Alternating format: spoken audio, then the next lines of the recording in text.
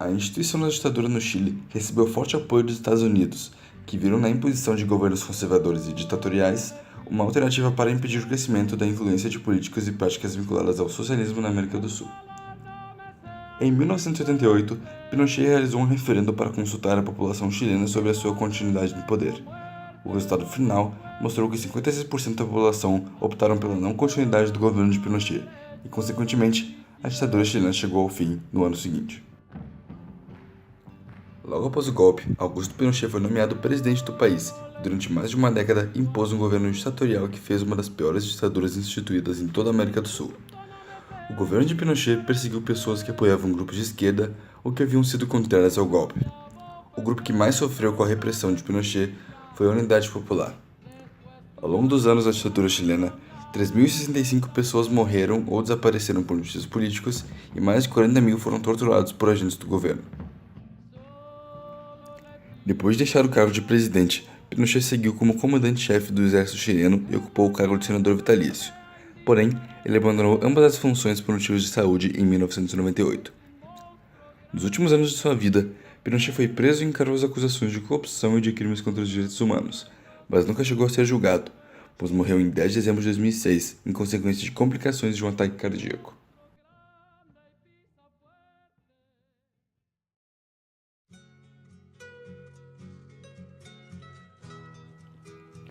A ditadura militar no Brasil foi um regime autoritário que teve início em 31 de março de 1964, com a deposição do presidente João Goulart, popularmente conhecido como Jango. O regime militar ocorreu entre 1964 e 85, onde foram criadas censura à imprensa, restrição aos direitos políticos e perseguição aos opositores do regime. O golpe tinha como objetivo evitar o avanço de organizações populares do governo João Goulart, acusadas de comunista. Os motivos que levaram ao acontecimento do golpe tiveram início com as reformas de base, lançadas por Jango em 64. A reforma visava a desapropriação de terras, a nacionalização de refinarias de petróleo, a reforma eleitoral garantindo o voto para analfabetos e a reforma universitária. Outro motivo que tornou o Jango menos popular foi a alta inflação, chegando a atingir 73,5% no ano de 63. Além da baixa popularidade do presidente, os comunistas desenvolviam um intenso trabalho de organização e mobilização popular, apesar de atuarem de forma ilegal. Diante de tal situação, uma junta militar se organizou para depor João Goulart e assim tomar o poder. Para que se estabelecessem princípios de combate ao comunismo, atos institucionais e leis repressivas deram legitimidade ao regime.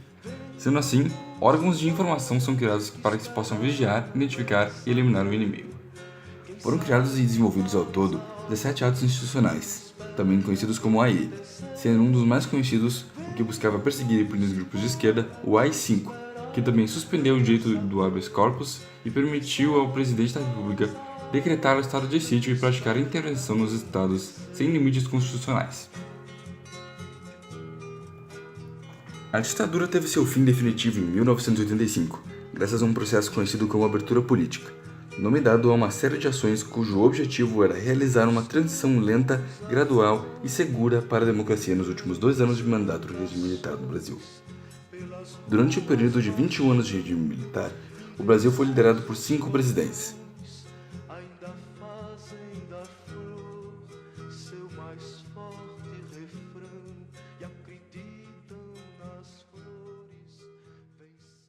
Um desdobramento que vai tanto naquela época quanto nos dias atuais é que a reação ao governo progressista, não digo nem comunista, ao governo progressista, ele dá valor demais, digamos, a um modelo social diferente, mais moderno, digamos. Então a reação, ela surge com um conservadorismo muito forte, que vai naturalmente ver de forma negativa esses governos. Então é aí que surge, no caso de 1964, o golpe constitucional, militar, parlamentar, que vai tirar o governo do PTB, que vai, enfim, levar os militares ao poder, quanto até mesmo nos dias atuais, né, na reação da grande mídia. Eu não estou querendo dizer assim defesa de um partido, mas uma reação da grande mídia querendo descategorizar um partido que se identifica como esquerda, enfim, retirando do poder como se ele fosse o único culpado, né, nesses dias atuais. Embora a gente saiba que é um partido que faz parte de uma coligação e que se houve algum erro, foi um erro dessa grande coligação que atualmente rompeu. E e agiu e age agora a favor desse setor conservador e reacionário. Então, os desdobramentos do anticomunismo, eles não param em relação aos comunistas, mas aos diversos setores da esquerda.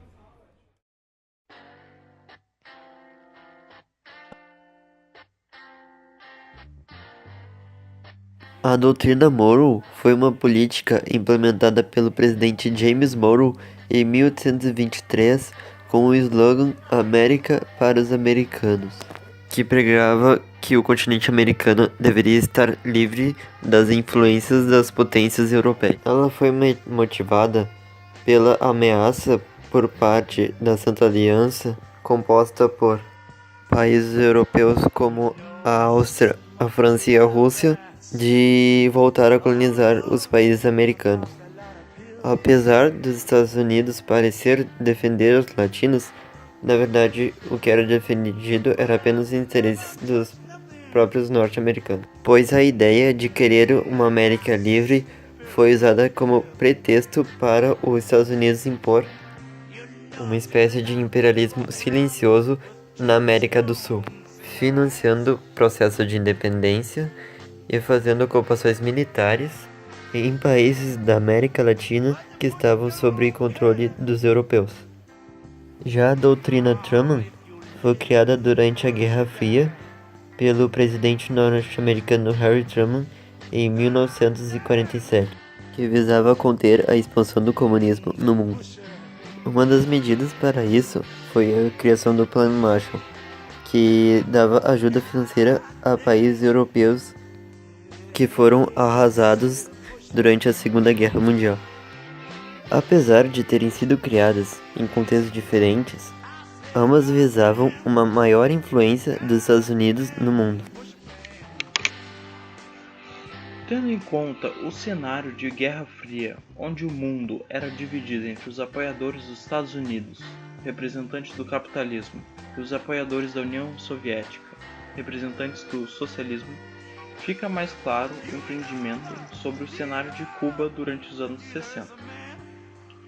Durante esse período, o governo cubano se aproximou aos soviéticos e, portanto, os Estados Unidos, em resposta, aplicou embargos econômicos, assim como também a sucessiva expulsão de Cuba da Organização dos Estados Americanos.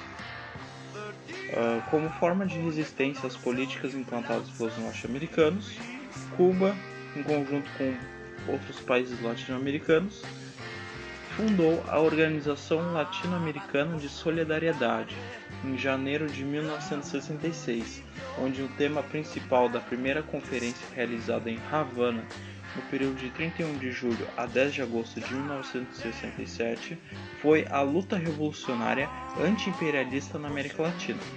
Houve também o debate relacionado à solidariedade dos povos latino-americanos com as lutas de libertação nacional, assim como também os estatutos da Organização Latino-Americana de Solidariedade. Haviam guerrilheiros da Bolívia, Brasil, Colômbia, Cuba, Guatemala, Peru, Trindade e Tobago, Uruguai e Venezuela, onde os quais debatiam sobre esses temas. Fica claro também que a Organização Latino-Americana de Solidariedade tinha como objetivo a luta armada e pela guerra de guerrilhas como mecanismo para estender a revolução a toda a América Latina. E para evitar essas possíveis revoluções comunistas que estavam em debate, os Estados Unidos apoiou militares contra a democracia em mais de metade das nações latino-americanas. Parte da população estava de acordo com esse movimento antidemocrático, pois temiam o comunismo. As grandes mídias corroboraram para a aceitação popular. Portanto, também empresários estiveram em apoio às intervenções, estes relacionados a indústrias, bancos, meios de comunicação, agências de publicidade, principalmente financiando os gastos dos militares na luta contra as organizações de esquerda.